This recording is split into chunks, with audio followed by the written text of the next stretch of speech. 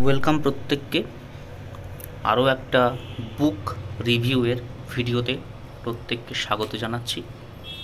আমি জানি যে ডব্লিউবিপি এসআইয়ের ক্যান্ডিডেট খুব বেশি নেই, তবুও যেহেতু আমি কিছুদিন আগে কমিউনিটিতে পোস্ট করেছিলাম যে ক্র্যাক সাব ইন্সপেক্টর অফ পুলিশের প্র্যাকটিস সেটের বইটা কারা কারা রিভিউ চাইছো, তো সেক্ষেত্রে আমার কর্তব্য বইটা রিভিউটা দেওয়া উচিত, এই জন্য বইটা রিভিউটা দিচ্ছি। বইটা পার্সোনালি নাড়াচাড়া করে দেখেছি, আর বরাবরই ক্র্যাকের বই একটু ভালোই হয়। মানে আমার ব্যক্তিগত অভিজ্ঞতায় ক্র্যাকের যে সেটগুলো হয় মেনলি পুলিশের জন্য, বইগুলো কিন্তু সত্যিই ভালো হয় এবং ভুলের পরিমাণটা খুবই কম থাকে। দু একটা প্রশ্ন বাদে মোটামুটি বই কিন্তু একদম ঠিকঠাক থাকে।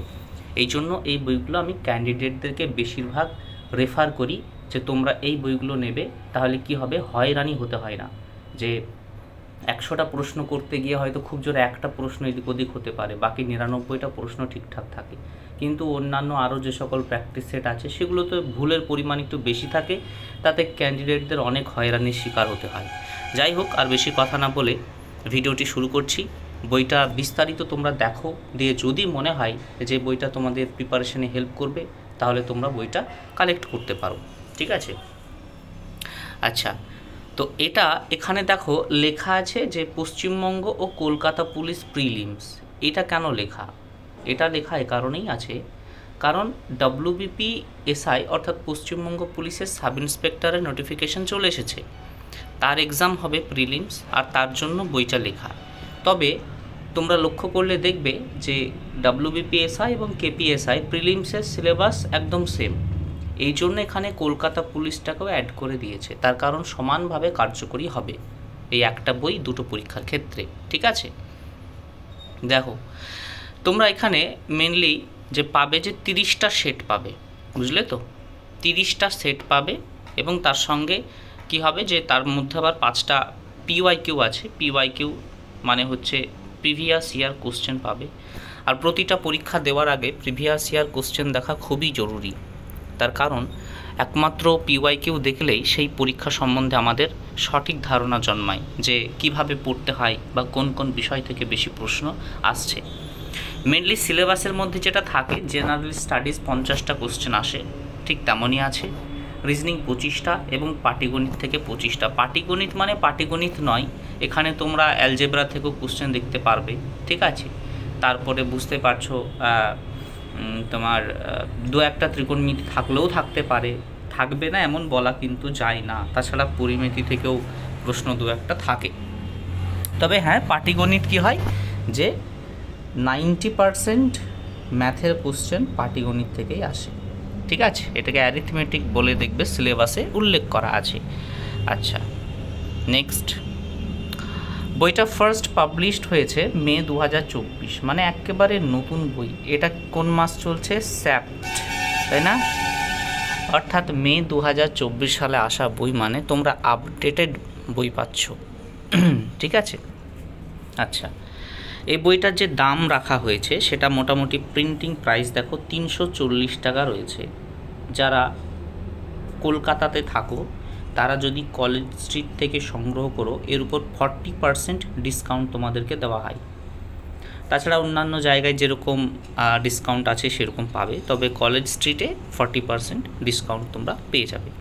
এখানে সিলেবাস সম্বন্ধে দেওয়া আছে, তাছাড়া এক্সাম প্যাটার্ন, কিভাবে পরীক্ষা হবে, কোন পেপারে কত নম্বর থাকে, এগুলো দেওয়া আছে সুন্দরভাবে। তো আমি এগুলো বেশি ডিসকাস করছি না, কারণ এগুলো তোমরা মোটামুটি জানো, তাই এগুলো আলাদা করে আর বলার কিছু অপেক্ষা রাখে না। এখানে দেখতে পারবে প্রিভিয়াস ইয়ার কোশ্চেন, এই জায়গাটায় দেখতে পারবে 5টা প্রিভিয়াস ইয়ার আছে। তার মধ্যে কেপিএসআই এর 2টো আছে, 21 সাল আর 23 সাল। তাছাড়া 3টে সাল আছে ডব্লিউবিপি এসআই এর। এই 5টা বাদ দিয়ে যদি তোমরা দেখো, তাহলে মোটামুটি 25টা প্র্যাকটিস সেট পাচ্ছ, আর ওই 5টা যোগ করলে হয়ে যাচ্ছে 30টা। বোঝা গেল? 312টা মতো পৃষ্ঠা আছে বইটার, মানে মোটামুটি একটা মাঝারি মানের বই। খুব বেশি মোটা না বা খুব পাতলাও নয়। আর বইগুলো কিন্তু দেখতে অনেকটা বড়, বুঝলে তো? অন্যান্য প্র্যাকটিস সেট দেখতে অনেকটা ছোটো ছোটো টাইপসের হয় সাইজে, কিন্তু এইটা অনেকটা বড়। ক্র্যাকেরগুলো একটু বড় বড় বই হয়।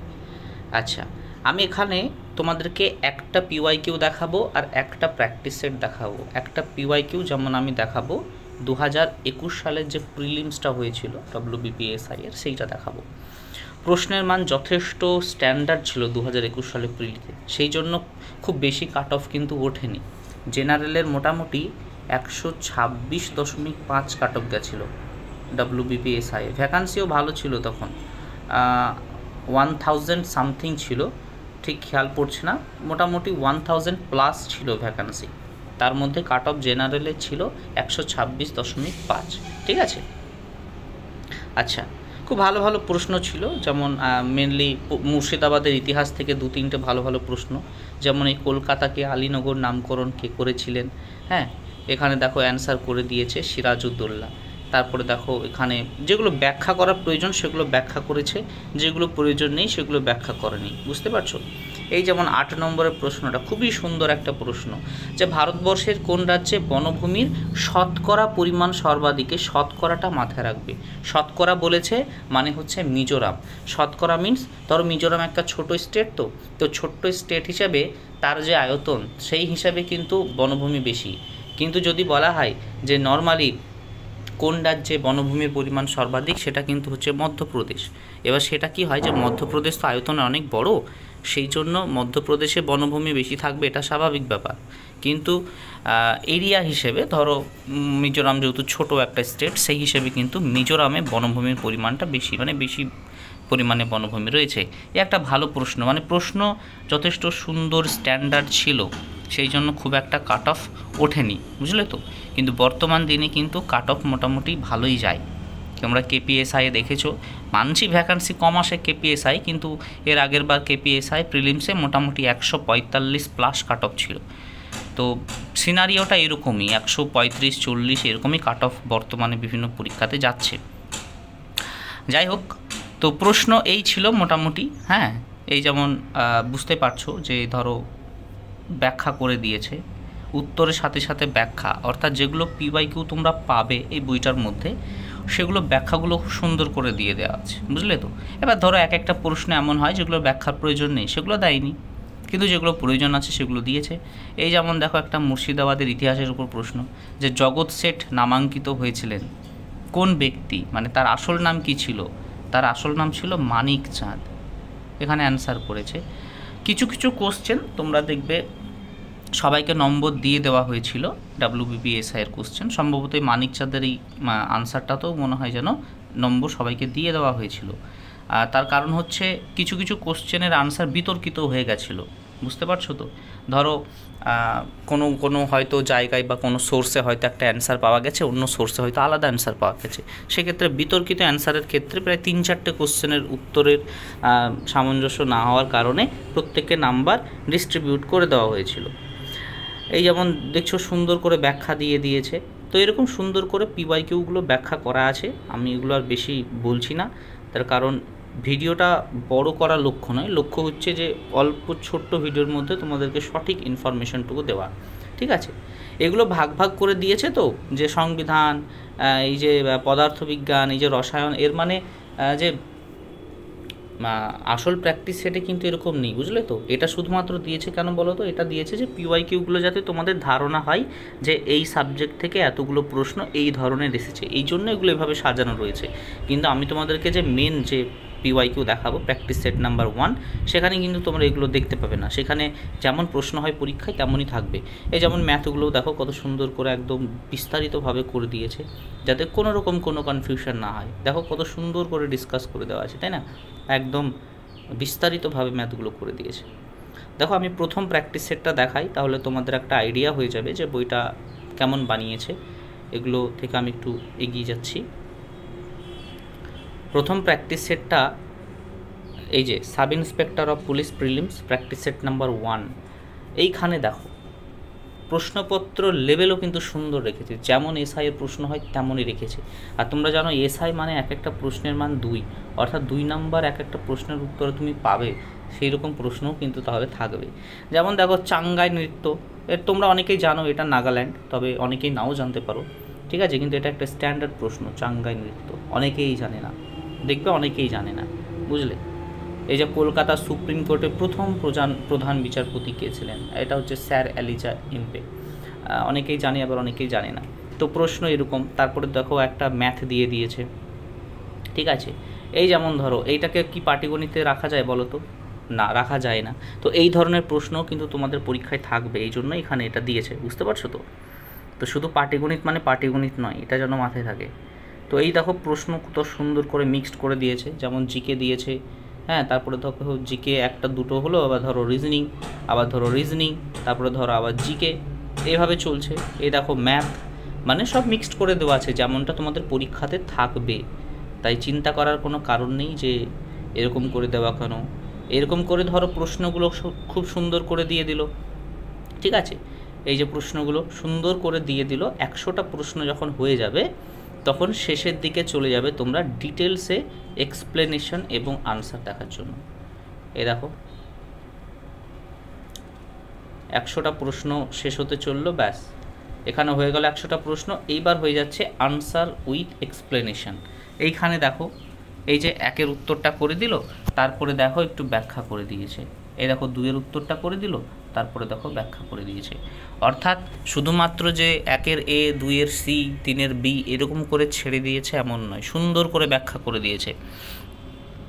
দেখো ম্যাথটাও কত সুন্দর করে ব্যাখ্যা করেছে, ম্যাথগুলো দেখো ভেঙে ভেঙে করে দিয়েছে। মানে কি, মানে ধরো যে তোমার যদি প্রবলেম হয় কোনো ম্যাথে, কোনো রিজনিংয়ে, এই যে রিজনিংগুলো ভালো করে দেখিয়ে দিয়েছে, তাহলেও কিন্তু তুমি না এখান থেকেই সলভ করে নিতে পারবে, অন্য কাউকে জিজ্ঞাসা করতে হবে না যে এটা কেন হলো বা কীভাবে হলো, বুঝতে পারছো তো?